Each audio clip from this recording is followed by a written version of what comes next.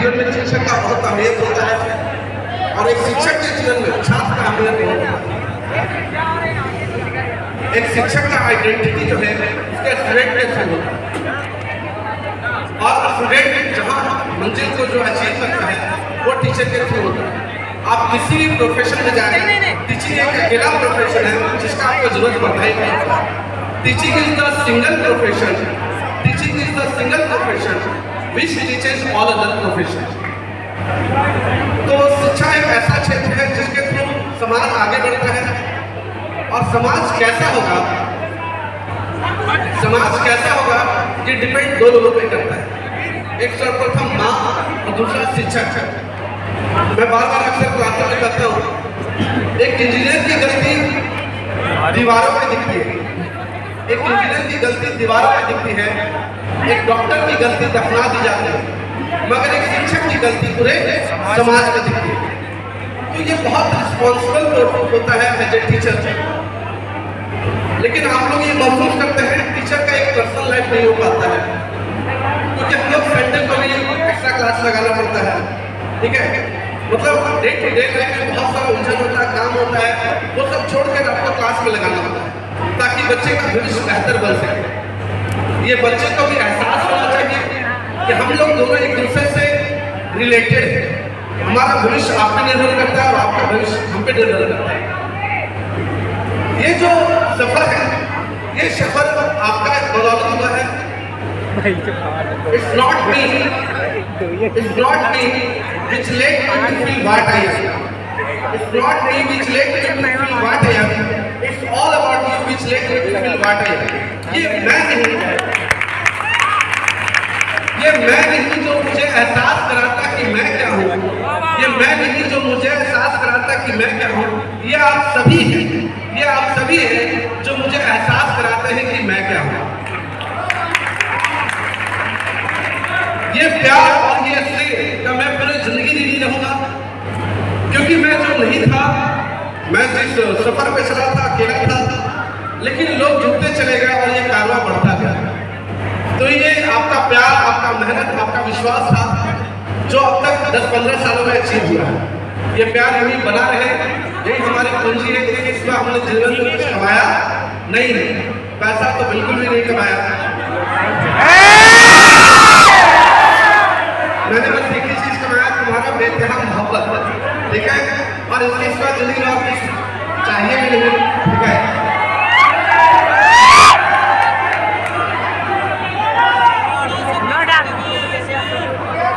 कुछ लोग को ऐसा लगता है लेकिन ऐसा है नहीं। ठीक है, वास्तविकता कुछ और है। जैसे मैं अक्सर कहता हूँ, हमें भी मालूम है कि जन्नत की हकीकत क्या है। तो लोग को ऐसा लगता है बाहर से देखने के लिए लाइफ बहुत इजी कोई है, क्योंकि number of student into multiply ये कोई भी आगे भी कर सकता है। लेकिन इसके पीछे का संघर्ष जो है, त्याग जो है, वो बहुत मेहनत का चीज है। तो आप किसी प्रोफेशन में जाए, आपसे डेडिकेशन मांगता है। क्या मांगता है? आपका विल पावर कितना स्ट्रांग है, किसी चीज को पाने की जो इच्छा शक्ति है वो बहुत प्रबल होना चाहिए। एक जब स्टूडेंट लक्ष्य को लेकर चलता है ना, उस चीज में कई चीज आता है। फ्रस्ट्रेशन का दौर आता है, डिप्रेशन का दौर आता है, कभी इसको लगता है कि ये चीज नहीं होगा, इम्पॉसिबल है, और उसके आसपास चीजें, बहुत सारी चीज है जो इन्फ्लुएंस करता है। आप उसको अपने लाइफ में कैसे साइडलाइन करते हैं, ये बहुत इंपॉर्टेंट चीज है। मैं तो अक्सर मोटिवेट आप लोग क्लास में करते ही रहता हूँ। ठीक है, लेकिन यार लाइफ में एक बात याद रखो, बेंच से यहाँ तक का फासला, लास्ट बेंच से लेकर यहाँ तक का फासला यूं आसान नहीं होता है। उसके पीछे कई साल का मेहनत, कई साल का तपस्या होता है, तब जाके एक बच्चा सक्सेसफुल होता है। मानते कि नहीं मानते आप लोग? आप किसी भी क्षेत्र में जाए, चाहे वो आप एनडीए में जाए, आईआईटी में जाए, यूपीएससी में जाए, किसी भी सर्विसेज में जाए, तो यह आपसे एक चीज जरूर मांगता है, आपका डेडिकेशन, आपकी इच्छा शक्ति कितना प्रबल है उस चीज को अचीव करने के लिए। तो आपका डेडिकेशन बहुत हाई होना चाहिए। हाँ, पहले तो क्लियर होना चाहिए आप जिंदगी में चाहते क्या है, आपको करना क्या है, आप पहले क्लियर कर लीजिए। और जब क्लियर कर लीजिए तो उसको लेके फिर डाउट नहीं रखिए कि कैसे अचीव करना है। करना है तो करना है, ठीक है। बार बार मैं बोलता हूँ किसी बड़े लक्ष्य की प्राप्ति के लिए 3 पड़ाव होता है। पहला होता है उपहास। क्या होता है? आप मजाक का पात्र बनते हैं समाज में। जब आप किसी को कहते हैं कि आप यूपीएससी की तैयारी करने जाते हैं तो लोग आपके बारे में, आपके पीठ पीछे लोग या आपसे भी कहते हैं कि इससे होने के बाद है क्यों नहीं कर पाए। तो आप पहले उपहास का पात्र बनते हैं। दूसरा होता है विरोध। जब आप आगे बढ़ते हैं लोग देखते हैं तो आपका विरोध करते हैं।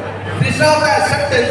समाज और देश जब आप सक्सेसफुल होते हैं तो लोग उसको स्वीकार करता है। तो ये जो 3 पड़ाव है, उपहास, विरोध और स्वीकृति, इन पड़ाव के बीच में जो सबसे इंपॉर्टेंट चीज है, आपका खुद के बारे में ख्याल क्या है।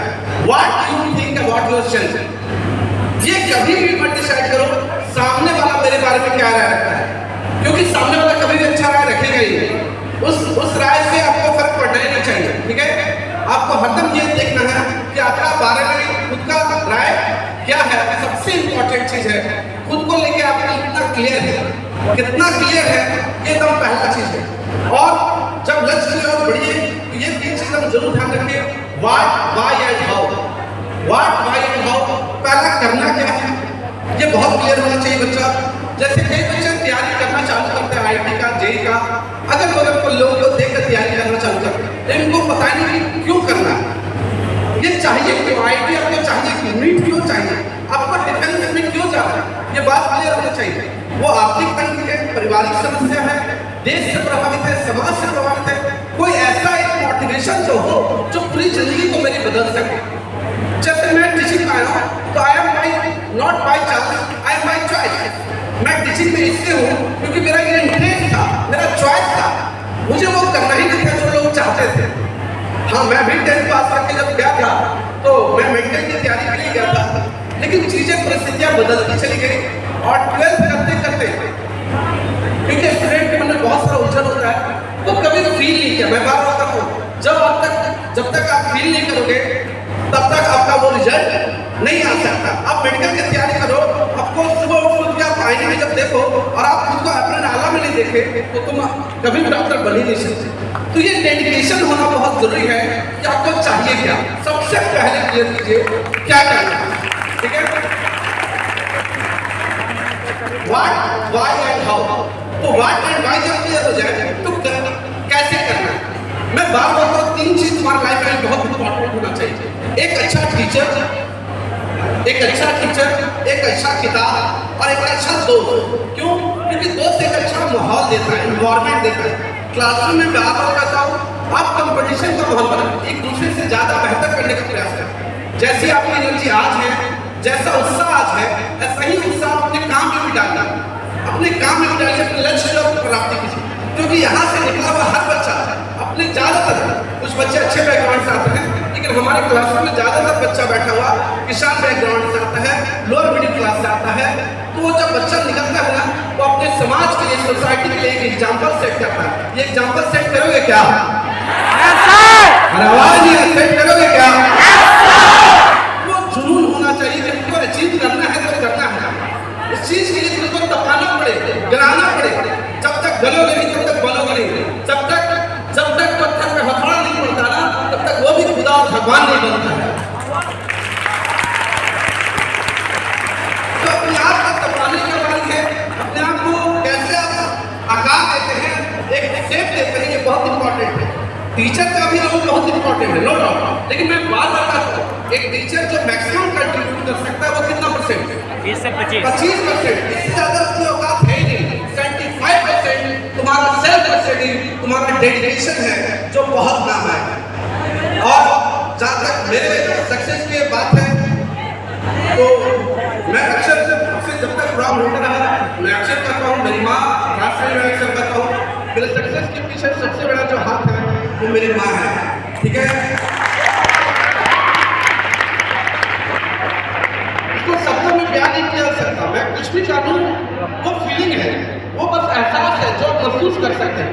आप उसको कर बच्चों को लगता है कि नहीं सर बहुत एनर्जेटिक है, बहुत जोर से पढ़ाता है, लेकिन मैं बात करता हूँ कि 70 के एज में, 65 के एज में अगर माँ 6 बजे खाना बना के दे देना, ये बहुत बड़ी स्ट्रेंथ है। उसको पता है कि बच्चे को 1 बजे जब गाड़ी लगेगा तो उसको क्या खाना है, वो 8 बजे आएगा, अभी तो हमारी वाइफ भी आ गई है, तो वाइफ को रहता है कि जल्दी से खाना, लेकिन माँ को रहता नहीं है, माँ को रहता है बेटा आएगा तभी खाना बनाएगा, ठीक है। वाइफ को रहता है कि नहीं जितना जल्दी खाना हो रहा बन जाए, तो माँ होती है, ठीक है। एक देहात का कहावत है, हम अक्सर क्लास में कहते हैं, ठीक है, जब वो पहने हाफ पैंट तब वो बेटा तेरा है, जब वो पहने फुल पैंट लेकिन जब वो पहने सूट बूट तब वो हस्बैंड मेरा है। ऐसा अक्सर कुछ क्या करती है, कमेंट करती है कि जब बीवी आ जाएगी, पहले कहा करती थी, ठीक है, तब लाइफ बदल जाता है। लेकिन मैं अभी तक जो मैं देख रहा हूँ अपने लाइफ में, माँ और जो बहू में जो रिलेशन है बहुत जबरदस्त है। ऐसे कभी लगा ही नहीं कि बहू के तौर पर है, ऐसे बेटी के तौर पर हमने देखा, और इन लोग दोनों मिलकर हमारा बहुत खिंचाई करते हैं, इसमें दो राय नहीं है। कुछ बच्चे लोग आए थे घर पे, तो हम लोग ने देखा होगा कि सर क्लास में जितना एनर्जेटिक रहते हैं, जितना स्टेज पे एनर्जेटिक रहते हैं, क्लास में उतना ही शांत है, कंपोज रहते हैं, वही बड़ा क्लास में निकालता है बाबू, ठीक है। और आप लोग खूब आगे बढ़िए, खूब तरक्की कीजिए, ये ऊर्जा जो प्रोग्राम में है सारी ऊर्जा अपने जीवन में डालिए। और एक चीज़ कोशिश कीजिएगा, प्रोग्राम खत्म होने के बाद चीज़ों को दिमाग में नहीं रखना, आगे बढ़ना है, प्रयास करना है, बहुत आगे तरक्की कीजिए। जीवन में हर चीज़ होना चाहिए। एक बात जानता हूँ, जब हम लोग धरती पर आए थे ना, हम सभी को एक ब्लैंक पेपर मिला, एक कोरा कागज है, जीवन एक ब्लैंक पेपर है, और हर कलर मिला, हर किसी को हर कलर मिला, सबको मिला, ब्लैक ब्लू रेड व्हाइट सबको मिला, लेकिन ये हम पे डिपेंड करता है तो जीवन को ब्लैक और व्हाइट पेपर को किस कलर से रखना है। Every colour has its own identity. जीवन में हर रंग एक अलग वजह, खुशी का अलग वजह, फ्रस्ट्रेशन का अलग वजह, डिप्रेशन का अलग वजह। जब चीजें तुम्हारे अनुसार नहीं चल रही हो और तब तुम अपने आप को जोश में कैसे भर के अचीव करते हो, ये मैटर करता है, ठीक है। एक बात याद रखना बच्चा, एक बात याद रखना,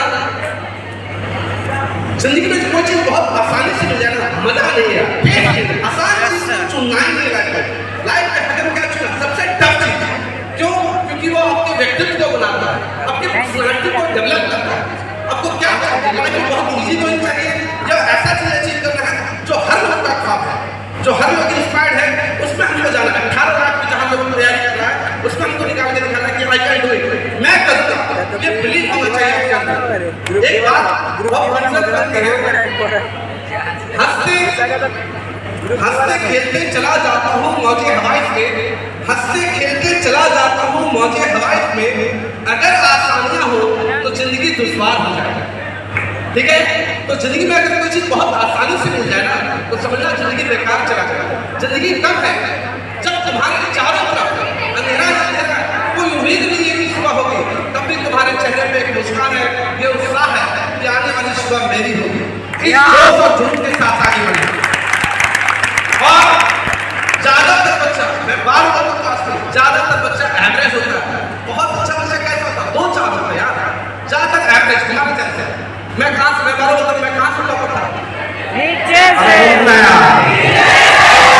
तो मैं एक एवरेज की लोग अंडर एस्टिमेटेड, समाज में, फैमिली में बहुत कम लोग थे, कम लोग क्या शायद ही कोई होगा जो एक्सपेक्ट किया होगा कि लाइफ में आगे बढ़ेगा, फैक्ट बताओ, ठीक है। किसी ने सोचा नहीं होगा कि ये बंदा इतना आगे जाएगा या इतना अचीव करेगा, ठीक है। लेकिन मेरा हतम, मुझे खुद पे बहुत भरोसा था कि मैं अचीव करूँगा। मुझे आज भी याद है, पिताजी तो नहीं रहे, लेकिन एक पंक्ति याद है मुझे, जब मैं 12th पास किया था, नेक्स्ट ईयर 2008 में, जब AIPM की होता था तो नहीं किया, फॉर्म भरने का जब समय था, हम लोग पैसा नहीं मांग रहे थे, तो पापा मम्मी सब लोग पढ़ना है, तो उन लोगों ने पूछा कि करना क्या है, तो बड़े भाई ने तो बोला कि मुझे 4 साल समय चाहिए, छोटा भाई निशान सर, उन्होंने कुछ नहीं बोला, मैंने बोला टीचिंग में जाना है, तो उन्होंने एक लाइन बोला कि हमारा सब लड़का डिग्रेड हो गया। पिताजी ने बोला वो अपनी जगह सही थी, क्योंकि उन्होंने बहुत ख्वाब देखा था, हर गार्जियन, हर पेरेंट अपने बच्चे से बहुत एक्सपेक्ट करता है। मैंने उनको बहुत समझाया, कॉन्विंस किया कि मैं टीचिंग में जाना चाहता हूँ। अगर फेल हो गए, वो 3 ग्रेड का जो कैरेक्टर है ना, फरहान का, एकदम सेम डायलॉग, सेम फिल्म बाद में, वो फिल्म मैंने घर में पहले ही फिल्मा रखा है, तो सेम सिचुएशन था। मैं फादर को समझा रहा था लेकिन फादर समझे नहीं और उन्होंने खाना पीना घर पे बोलना चलना बंद कर दिया था। लेकिन मैंने बोला था आने वाला वक्त ऐसा होगा पापा कि आप प्राउड फील कीजिएगा, मैं एक डॉक्टर नहीं बना लेकिन हजारों डॉक्टर और इंजीनियर बन के दिखाऊंगा, बना के तैयार।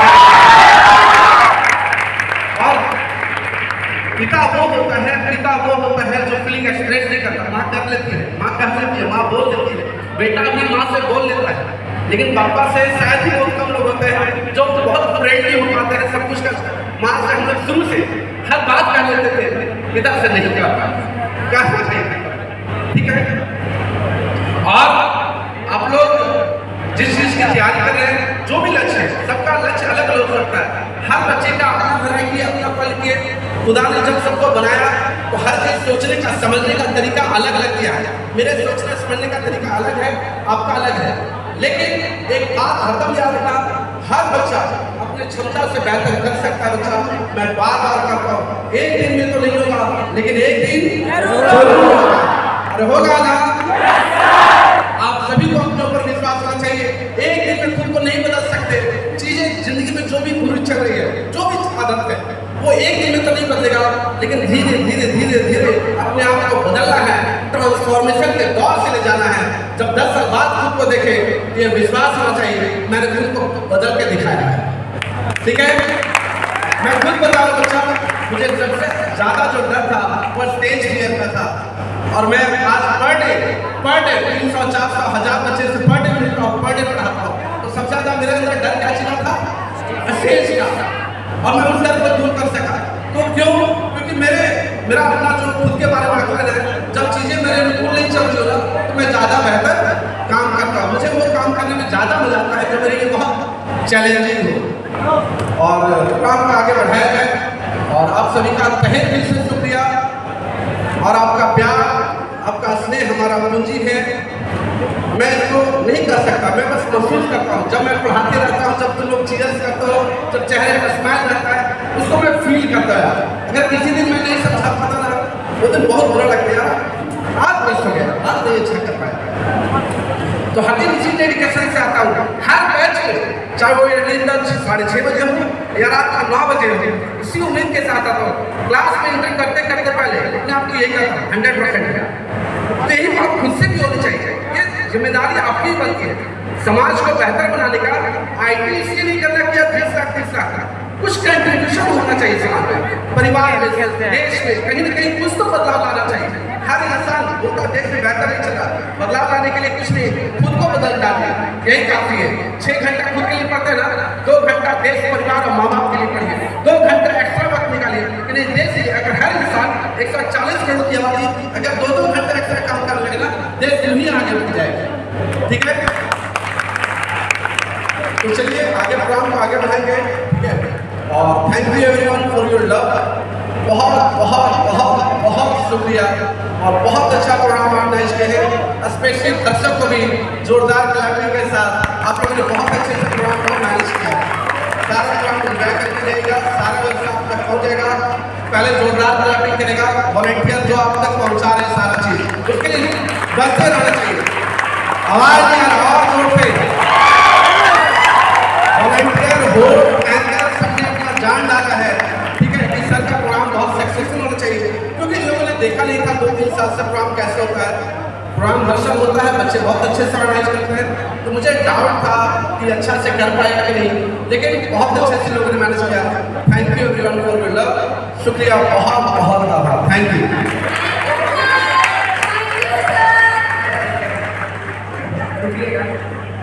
अपनी कदरदानी को यूं न छुपाइए, अपनी कदरदानी को यूं न छुपाइए। साईं बाबा है जोरदार।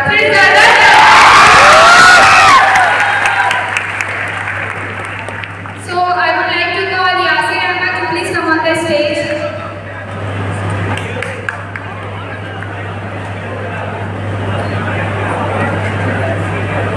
जोरदार तालियां यासिर अहमद के लिए।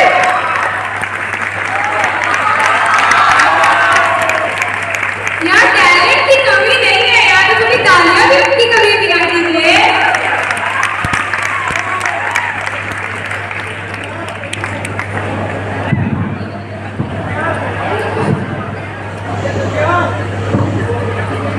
Thank you so much sir.